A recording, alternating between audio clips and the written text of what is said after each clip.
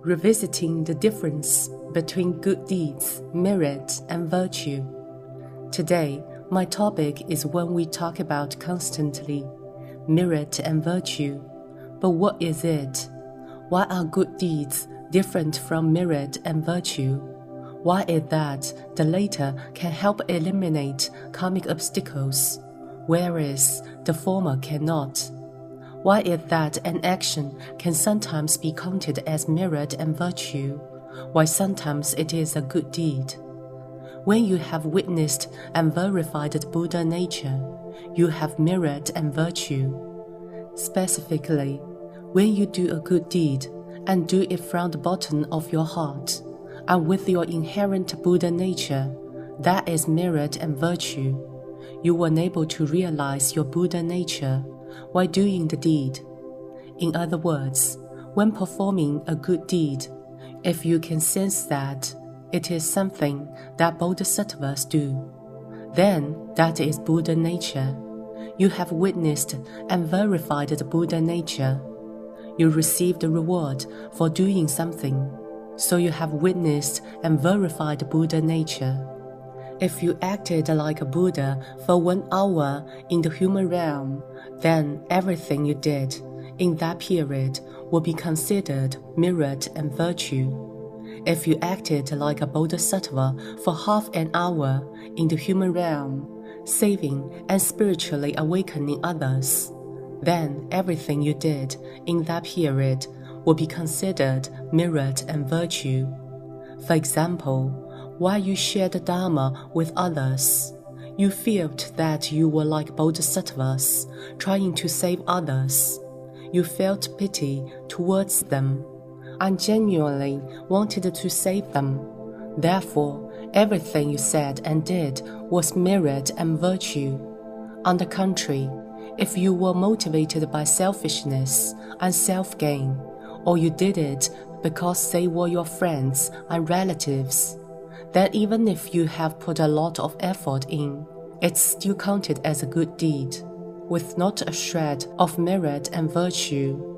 From the perspective of one's inherent nature, once you realize your Buddha nature, and then apply it to anything you do, anything at all relating to Buddhas and Bodhisattvas, then it's merit and virtue. Note that for any person who owns the Buddha nature, once they recognize the Buddha nature and then apply it in the real world, that's merit. So what is virtue? Equality is virtue. Only with equanimity can a person emanate the light of great compassion and great mercy. Without equanimity, how could you do that? If Guanyinpusa does not have equanimity, why would she come down to this Citta world to spiritually awaken sentient beings? It is because of the compassion and the virtue of equality she possesses that Guanyinpusa comes to this world to save sentient beings. That's why the virtue in merit and virtue is so important. Seeing one's inherent nature is merit, while equality is virtue. When you see your inherent nature, that is merit. With equanimity, your virtue emerges. Inner humility is merit, means our minds must be modest and humble. What comes out of your mind must be humble, because humility is meritorious. On the outside, one must practice politeness. People pay attention to the etiquette and courtesy displayed on the outside. If one can maintain proper courtesy and etiquette, that is their virtue. These are the principles that Bodhisattvas taught us. That on the inside, we must be humble, and on the outside, we must be polite. As a practitioner, you must pay attention to your speech and conduct, so as to not cause other people to look down on you. Equality depends on one's understanding, equality of understanding. If you can understand what the equality is based upon, then you have already realized your Buddha nature and comprehended the principle. To realize the Buddha nature, you must adopt a method that you believe can cultivate your mind and change your behavior. In fact, seeking blessings does not mean accumulating merit and virtue. Be clear about this point. People who seek blessings only attain worldly blessings. Many people do not aim to receive merit and virtue. Rather, they seek only for worldly blessings. For example, some in Guanyin Temple pray to Bodhisattvas for the well-being of their children, or for their health, their wealth, and so on. These are all worldly blessings, not merit and virtue. Worldly blessings and karmic obstacles move forward at the same time. For example, while you have karmic obstacles, you have also done a lot of good deeds. You pray to have a child, which is an instance of worldly blessings.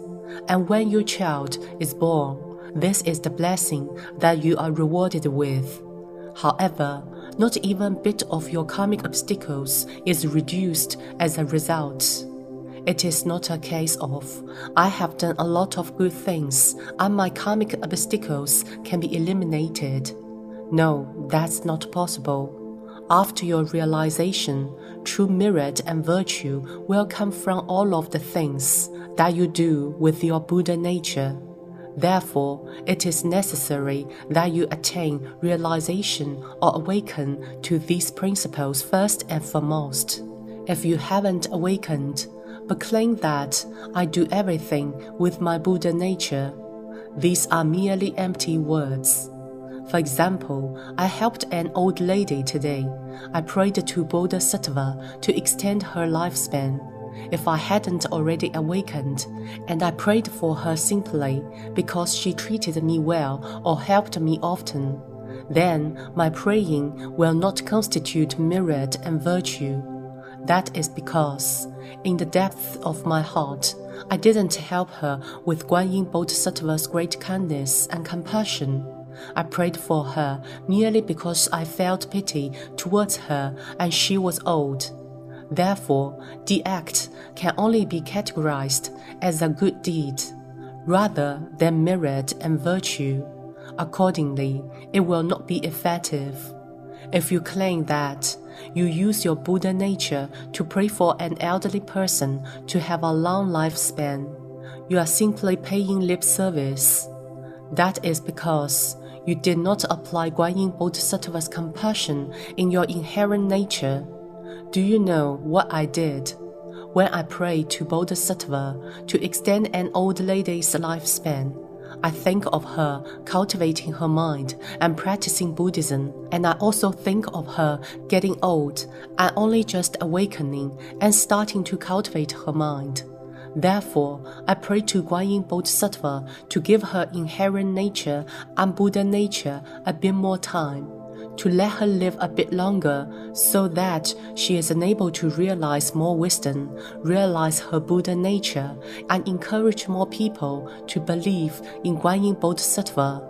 If the prayer was performed in that way, the Buddha nature within the inherent nature manifests.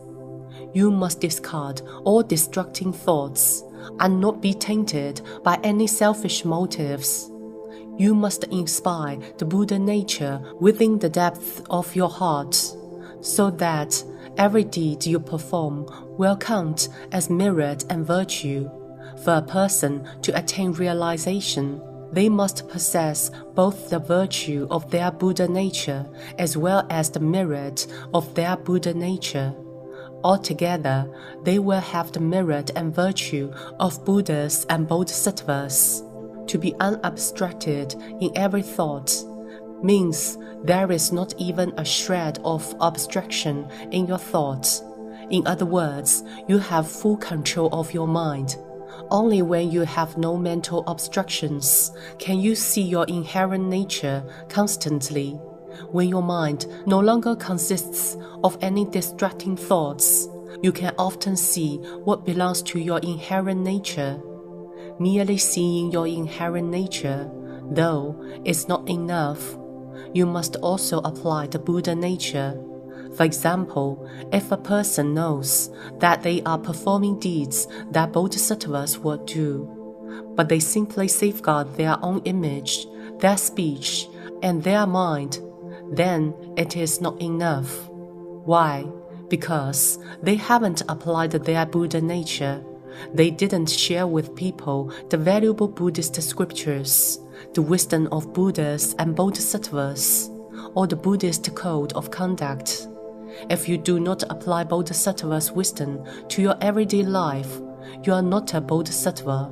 Therefore, the deeds you perform do not constitute merit and virtue.